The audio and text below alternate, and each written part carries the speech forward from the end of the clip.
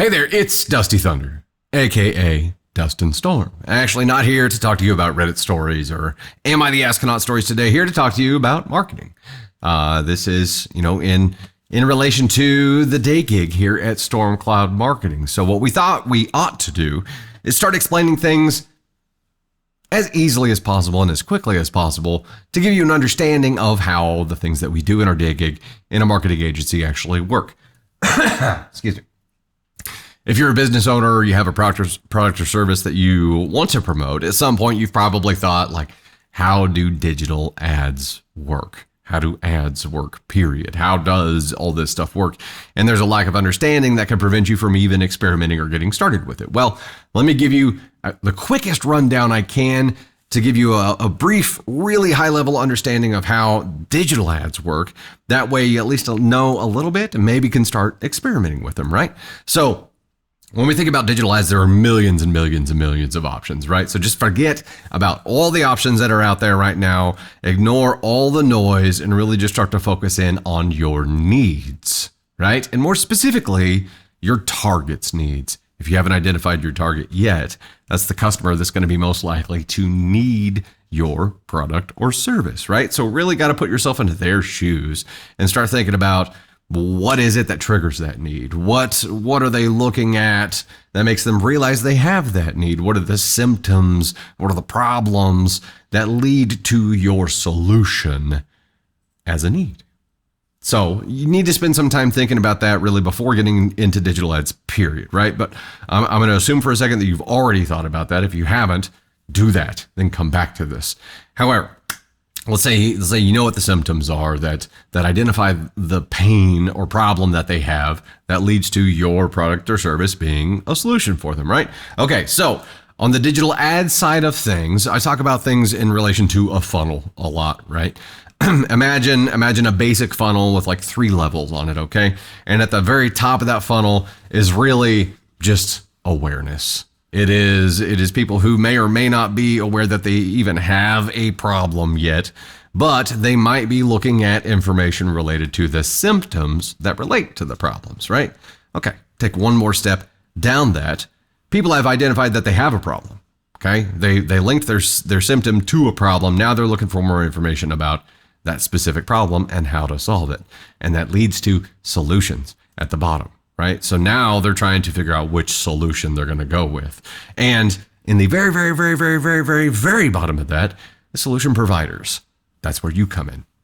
You're a provider of the solution to the problem that's linked to the symptom that they're trying to solve here, right? So at the very, very bottom is when they're actually choosing who is going to solve this problem for them or who's going to help them solve this problem. Okay. So that's the basic funnel there, right? Okay, now up above where the symptoms come in, you've got just people floating in space, right? They have no idea. Maybe they don't have a symptom yet, but maybe someday they will. You can still get in front of those people with ads, but we're not going to talk about that today, at least. I always recommend starting at the bottom, at the very bottom of that funnel. Why? Because those are the people who are looking for solution providers right now. They're looking for someone to solve their problem right now. Those are the people who are going to be quickest to convert. It's going to be easiest to track the return on money you spend on ads right there. And those people are actually looking for you and businesses like you or providers like you who solve problems like theirs. So where do people go whenever they're looking for that? Typically a Google search, right? They're saying providers of X service or solutions to solve X problem. That's where you need to be at that point. You need to be involved in the hunt on the Google search text ad side of things and be specifically targeting people who are looking for solutions to the problem that you solve. So search text ads, very, very, very bottom of the funnel, quickest to convert. They're going to be the easiest to track your return on. Let's take one step up from that. People who are looking at information related to their problem or looking for information about the solutions, not necessarily solution providers, right? You need to be involved in the hunt there too, but they're not ready to make a decision yet. So you do have to think about this. When people are ready to make a decision at the very bottom of that funnel, it's easy, right? It's easy also means that's where the most competition is going to be. So a lot of times you see pissing matches happen with search text ad. Those are where bidding wars happen, where you do your Google search and you'll see sponsored listings. And if you do that same Google search again, you may see those same sponsored listings, but in a different order. You're seeing people in bidding wars there, right? So it can be really expensive. It can get inefficient in a hurry. So there is some tactical need and advantage to working further up the funnel as well, as people are looking at information about solutions, maybe not providers, as people are looking at information about problems, as people are looking at information about the symptoms related to the problem. All of these are opportunities to still get in front of them, even though they're not ready to make a decision right now. They're looking for information, and you can get a head start by developing a relationship and building trust with these people further up the funnel. But you're not going to do it with search text ads, right? Because they're not looking to make a decision right then. They're not looking for a solution provider. Now, you can still use a search text ad if you're linking to this blog post that talks about their symptom and how it leads to identifying this problem. Or you can have it be a blog post about this problem and how it relates to this solution, right? You can breadcrumb them down the path to make it easier for them, but just be aware they're not ready to make a decision just yet. So it's going to take a little bit longer to nudge them down that path.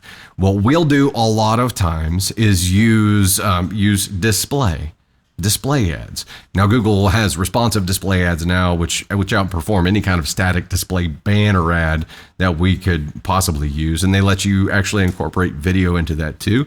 So you give Google a bunch of ingredients of different headlines and descriptions and images and videos, and it will basically reconfigure that to work it into every nook and cranny possible to get in front of people. Here's the benefit. Yeah, they're not looking for your solution or you as a provider just yet.